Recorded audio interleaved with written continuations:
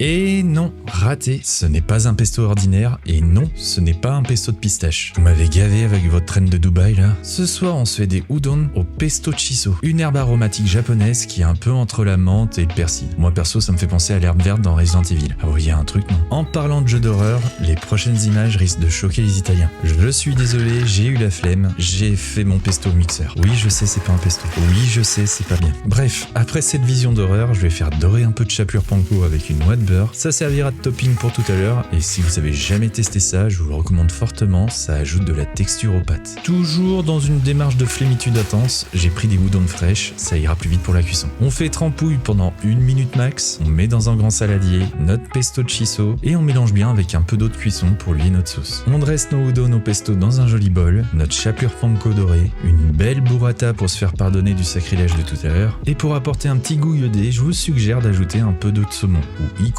pour les intimes. Et si vous n'aimez pas ça, des tomates séchées, ça passe très bien aussi. Et je pense qu'il n'y a plus qu'à mélanger et se régaler, non? Ça, avec une petite limonade japonaise, ça passe très très bien. Ah, j'en ai encore foutu partout. Allez, je vous dis à bientôt pour une prochaine recette, enfin si la police italienne n'a pas débarqué chez moi d'ici là.